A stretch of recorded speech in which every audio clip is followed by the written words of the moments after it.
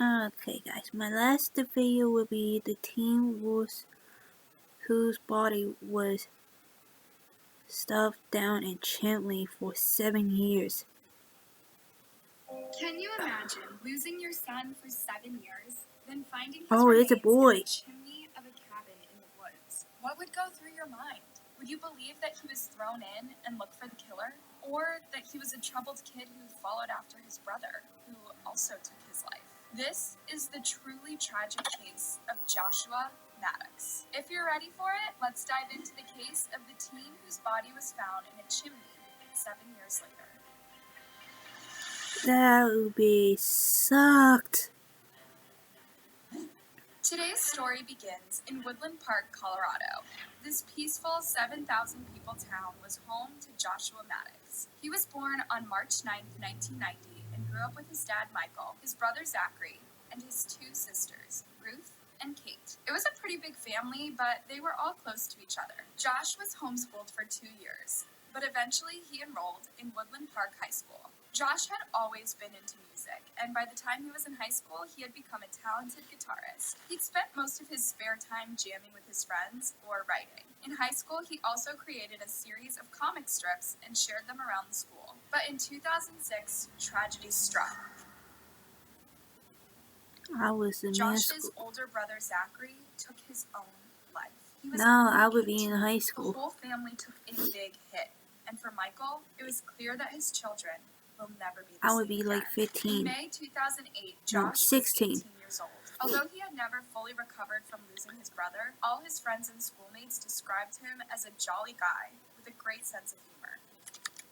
He was kind of described as like this funny guy, like a guy with a good sense of humor that kind of was just well liked by everyone. Like everyone thought he was kind of an awesome kid.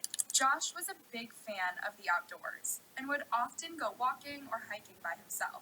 This behavior started after Josh lost his brother. When he became the free spirit towards the end of his life, that was actually after his brother took his own life, so he just wanted to be with nature a lot, and he just kind of became a lot quiet.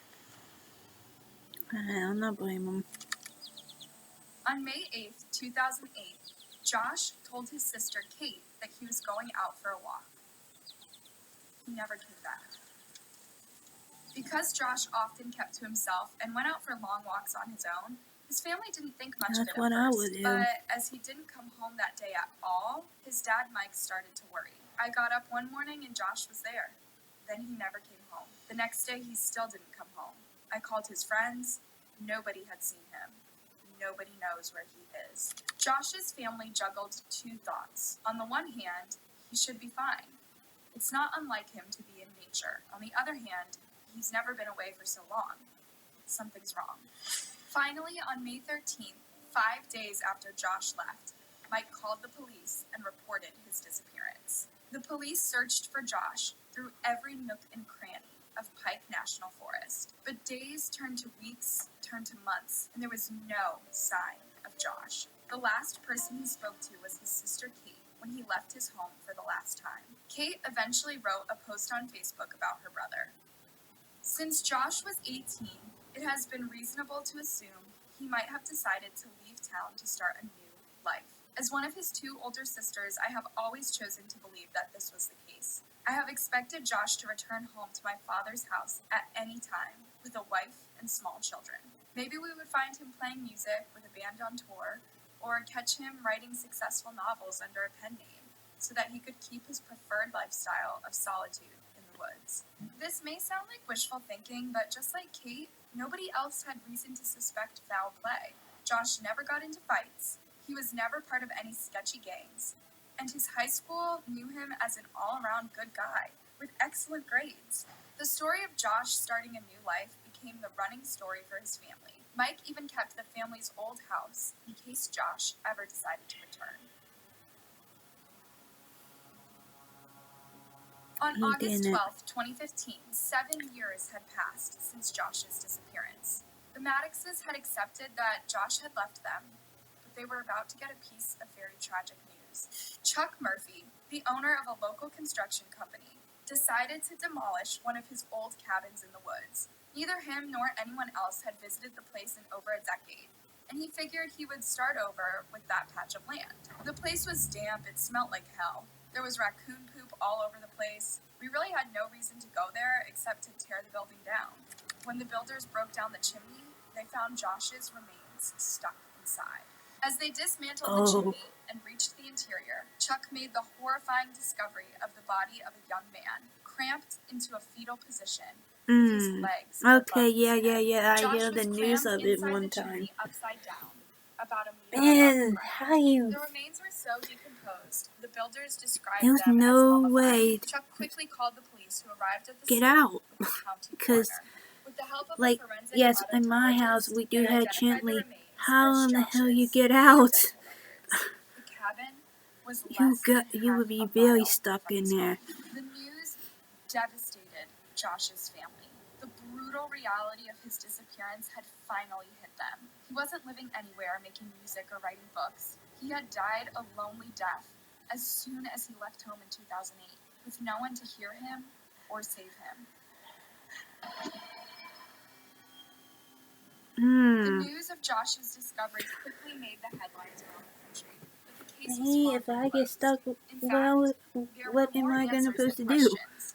Nobody gonna hear me screaming or yell. The body was naked from the waist down. Had this been a tragic accident? At first, that's what Kate thought and wrote on Facebook. The situation doesn't make any sense at all. We were really expecting him to be anywhere else in the world, and he was actually very close. The only thing we can figure is he was being an 18-year-old kid, checking out a cabin. It had already been abandoned for a long time, and a horrible accident happened. The police looked into any factors that could have led Josh down that chimney. Had he used illegal substances? Did he go up there with a few friends, challenging each other to climb on the dangerous cabin? Did someone push him inside? But there were no signs of any of these. Al Bourne, the Teller County coroner, did an autopsy and found no evidence of any drugs in Josh's system. In fact, he found no evidence of anything whatsoever. He declared the hard tissue showed no signs of trauma. There were no broken bones, no knife marks, there were no bullet holes. There is so far no answers to a number of things. It is very confusing. If there were no signs of trauma, could it really have been that Josh jumped into the chimney by himself? But if he wanted to take his own life, there were just about 1,000 quicker ways to do it. Tragically, Josh suffered a long and painful death. According to the coroner, he died of hypothermia. He was alone, in pain, and too far away for anyone to hear him scream for help. The police concluded the case and decided the cause of Joshua's death was accidental. Joshua was out exploring on the day that he disappeared. He was an adventurous type, so he took to the roof of the cabin, climbed into the chimney, tried to get into the property down the chimney, accidentally slipped on the way, and unfortunately died. Accidentally. But Chuck Murphy wasn't pleased with this scenario. He released his own statement, which went straight against the coroner's statement.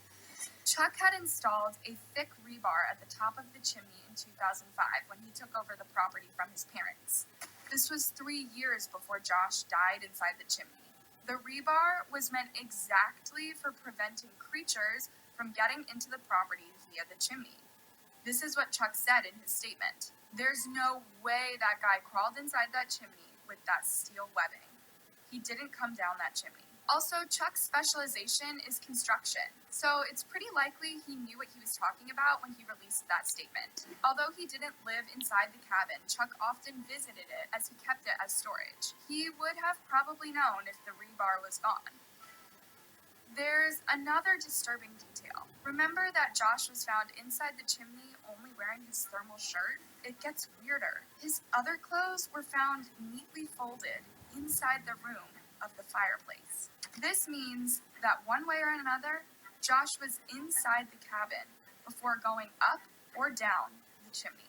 And finally, Chuck Murphy noticed that the breakfast bar had been ripped away from the wall in the kitchen and placed alongside the fireplace. Was someone trying to block Josh from coming out of the chimney? Even with all of these brand new details available, the police still ruled Josh's death as an accident.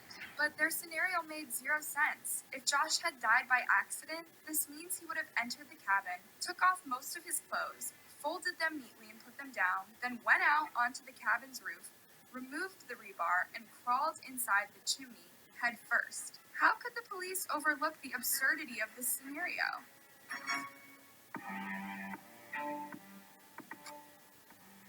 I As don't the get it. police seemed to ignore any other options apart from accidental death, tips started pouring in, but they were mostly people sharing their opinion on the case. Once the police received a call from an 18-year-old who said he heard someone say, "I put Josh in a hole." This tip was initially ignored, and Josh's case remained closed. But a few years later, one of Josh's former classmates posted on Reddit, "I went to high school with this skinny, dorky hippie named Andy who played guitar in a band. I was never good friends with him or anything, but a year or so after I graduated, one of my good friends, Josh, started hanging out with him and then went missing. Last I heard, Andy was telling another friend, yeah, me and Josh have been spending a lot of time together.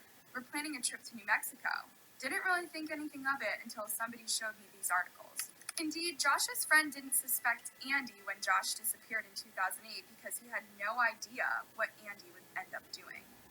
Andrew, Richard Newman, and Josh went to high school together and jammed together for a while. Josh never made it to New Mexico, but Andy did. In May 2009, Andy befriended a man called James in a bar in Albuquerque. They had a few drinks together, and Andy asked James if he could crash at his Albuquerque place is that night. down New James Mexico. agreed, and they left together with James's disabled friend. New Mexico When they City. got home, James went to take a shower. When he came back into the living room, his disabled friend was dead. He had been stabbed in his wheelchair, and Andy was gone. Andy proceeded to run away from New Mexico and enter Texas. There, he wandered the streets of Houston, going door to door, asking people for food and water. A Houston resident came home one day and found Andy in his living room. He came home and found Newman alone in his house with his 15-year-old son and 17-year-old daughter, acting strangely. The man took Andy to the police station. His fingerprints matched those at the crime scene in Albuquerque. When he learned this, Andy confessed to another murder, a woman in Taos, New Mexico. He claimed that he hit her and stuffed her body in a barrel. However, the police in New Mexico already had a suspect, so the case was dropped from Andy Newman. Yeah, the police decisions in this story simply don't make a lot of sense, do they? So Andy spent a few years in prison. Then, in 2012, he was arrested again with 7 charges, including assaulting a police officer. Then, he was arrested twice more. That Finally, you're in not December 2018, not supposed to Andy do, was but arrested in Brazos County, Texas. He'd assaulted 3 hi, police handsome officers boy. and fled Florida as a fugitive. Boy, Currently, he is stretch. in a Texas prison. But let's return to Joshua Maddox. He disappeared in 2008, shortly after coming to know and play music with Andy. And let's consider all the facts. Josh told his sister he was going out for a walk on May 8th, 2008. A walk. He was most certainly planning to come home that evening. Then, the coroner's examination revealed no signs of trauma to the body, such as knife marks or bullet holes. But asphyxiation could not be ruled out. It's likely Josh was strangled. Then there's the details about the clothes. Why was Josh undressed? Was this a sex crime? Did the killer try to humiliate him? Finally, after the killer disposed of Josh's body up the chimney, he tore the breakfast bar from the kitchen wall and placed it in front of the fireplace. He didn't want Josh to get out. People around the world have been debating this case and pointing their fingers towards Andy Newman, frustrated that the police are refusing to reopen the case. One Reddit user commented, "This is beyond frustrating. Andrew Richard Newman is the killer, and not only that, somebody else is serving time for a murder he did and admitted to. I don't get it. The more I type about this, the angrier I get." Luckily, Andy is serving time in jail now. Unfortunately, though, it isn't for killing Josh, as the police still consider Josh's death accidental. It seems like Josh's family will never get the closure that they want. It's a deeply tragic story, made even more tragic by Mike losing both of his sons at the tender age of 18. With no justice brought for Josh, the only thing we can do is remember him as the fun, creative, and kind person he was. And that is the truly upsetting case of Joshua Maddox. Thank you for tuning in for another episode of Anna Solves. Hey, don't be shy, give this video a like and subscribe. And if you can take it, Why not check out these other disturbing cases? Okay, guys, I will see you tomorrow. So keep walking, willing, and bye.